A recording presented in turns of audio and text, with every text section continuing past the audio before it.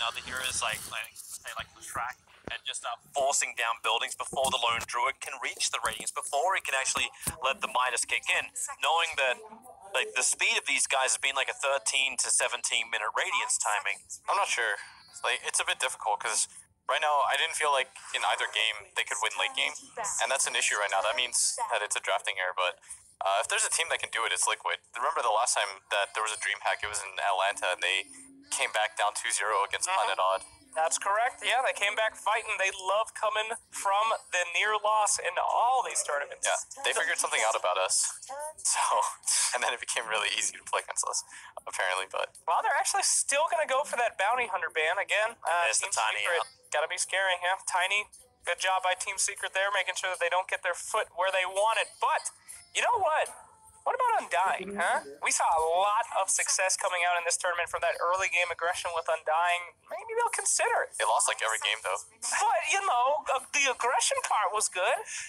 If you're looking for the faster pace, then maybe it's the option. But these teams have also been able to showcase, like when you have the hard lockdowns, you get heroes like Ruby, you get like that wonderful control and positional things as opposed to decay rip like style.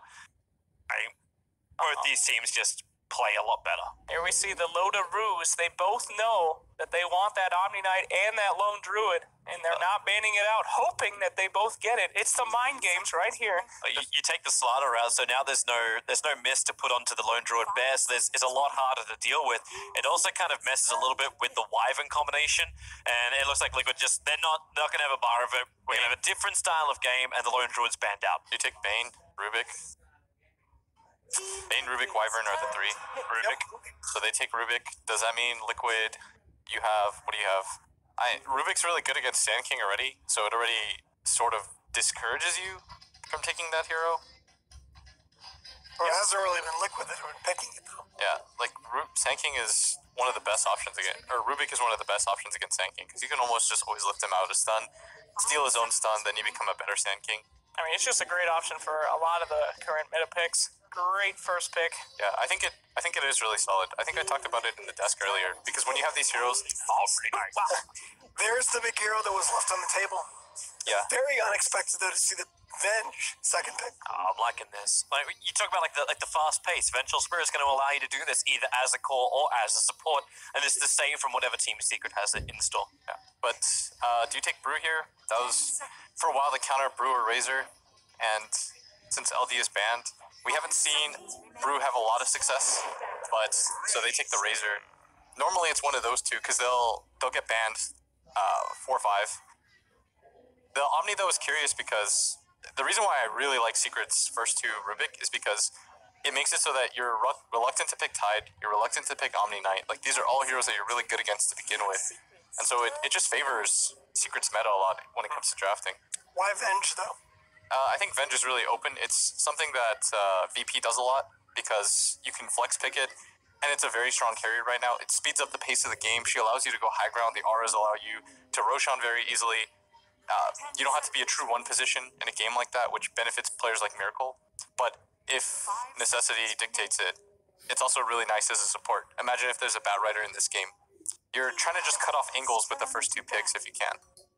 Oh, several angles cut off from that one here. Got another band coming out here. Let's see.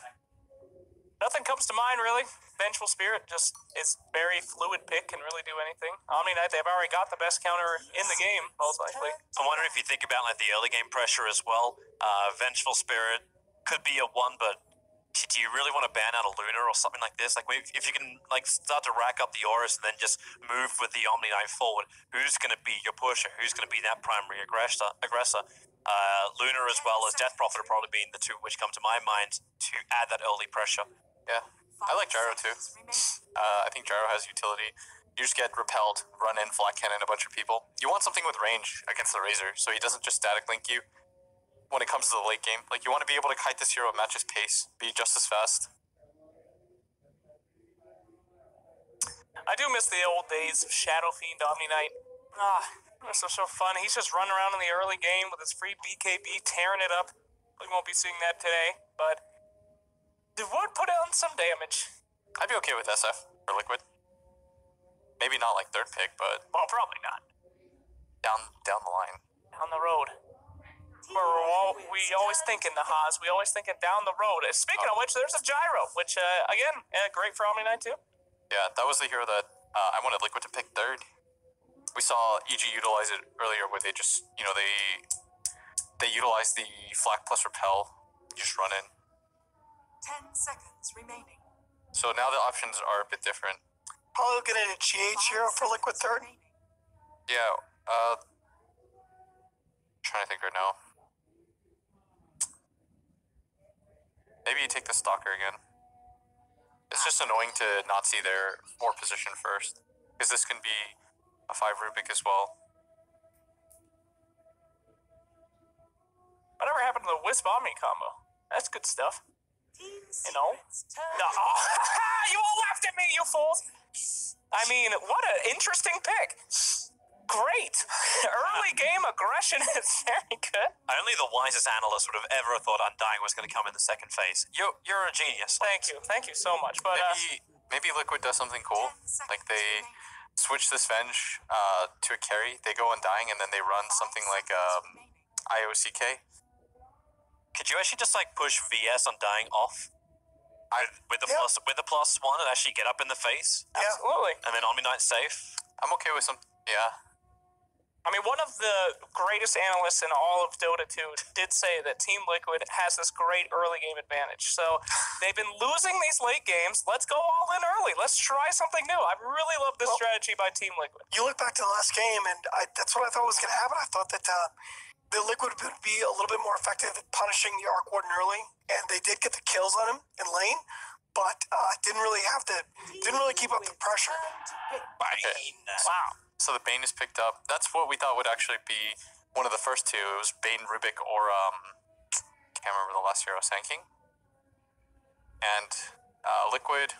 So I thought they might do something like CKIO, because I think there's a lot of value in playing CK against Razor. You can just burst him. You get a Blink Dagger. You mess that hero up real hard. 5 seconds remaining. The Bane, are we that scared of Bane in this game?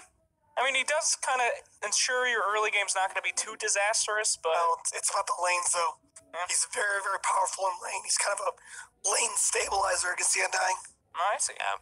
He's able to stay in the lane. You've got multiple, you got 3 range heroes now to also deal with the Undying Tombstone. So you don't have to fight this thing close up. Yeah, haven't seen Deuce or DP either for a bit. Yeah, that's strange. DP is such a first pick kind of hero lately, and now pretty much completely forgotten in this series. Could help out a lot with this early game Pushka strat. Yeah, and another hero too that is liable for Secret to pick up is the Tidehunter. Oh sure. Can't believe he hasn't been banned out yet. This is nuts. It's like both sides are still waiting to see exactly how the lanes will work out. With Liquid having VS Undying, that's going to be impossible for Secret to work out. So it makes sense.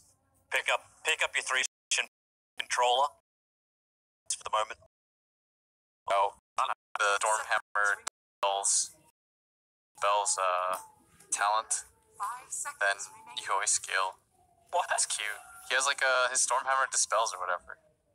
That's nice. bonkers. Yeah, but I don't know if they'll actually do it. And the only other thing you need is the pick off to catch the Nature's Prophet out. Like, Nyx Assassin's still available in the pool as well. Yeah, maybe you just go like Razor mid and pick like Weaver or something. Yep.